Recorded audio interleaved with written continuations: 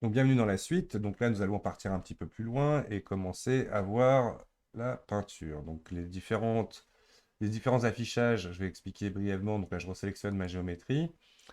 Donc pour l'instant, on le voit en jaune parce qu'il est en viewport display en jaune. Pareil, si je vais dans la matière ici, je descends tout en bas, je retrouve donc le viewport display. Après, vous pouvez jouer sur des valeurs de métallique, de roughness, etc. Ça, c'est que pour l'affichage du viewport display. Donc ça, c'est le nom viewport shading. Dans le Material Preview, vous verrez directement la couleur. Si je modifie ma couleur ici, c'est ma couleur que je vais modifier. Une petite astuce, vous pouvez très bien, une fois que vous avez créé une couleur ici, la glisser dans les cases que vous voulez, qui sont donc, dans lesquelles vous pouvez changer la couleur. Donc là, je reviens sur mon jaune, hop, ou même on va lui laisser un gris, hop, comme ça, pour bien comprendre tout ce qu'on est en train de faire. Donc, le dernier mode, le viewport, le render preview, bien évidemment, verra aussi la couleur que vous allez lui mettre en base color.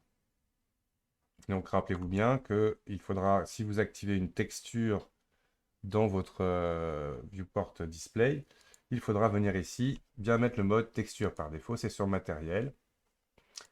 On va pouvoir comme ça changer différents trucs. Il y a différentes possibilités d'affichage qui sont très intéressantes. Le random, quand vous voulez travailler par exemple en sculpture ou autre pour bien identifier les différentes pièces. Le texture, donc, qui viendra chercher les textures existantes. Là, on peut voir, par exemple, il affiche partout du viewport display que j'avais donc réglé en modélisant ma géométrie. Donc, je resélectionne le corps du mignon, donc le mignon body.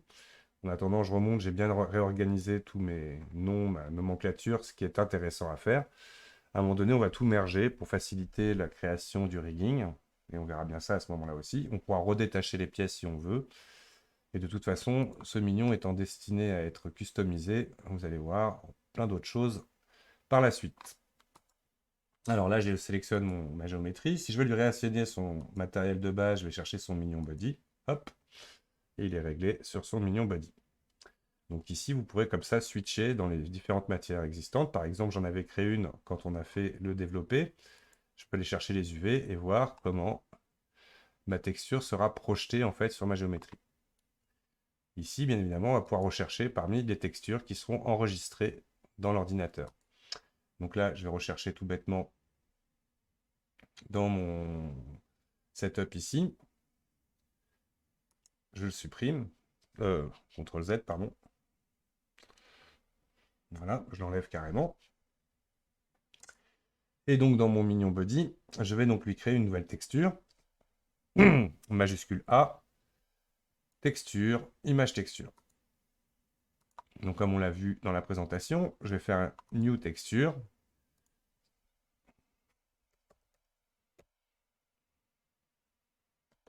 Oui, c'est bien le body. Et là, on va l'appeler color.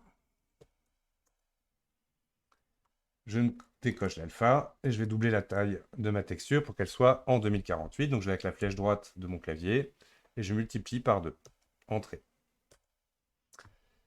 Je vais choisir, donc par exemple, directement du jaune pour avoir un fond jaune sur ma texture. Maintenant, je peux connecter à base color ma texture.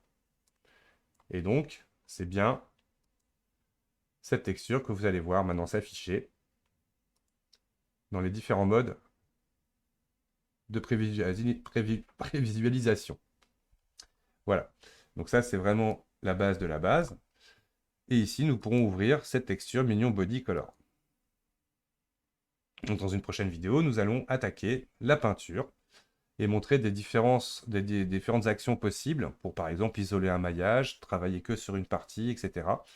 Et vous montrer comment on fait. A tout de suite pour la suite.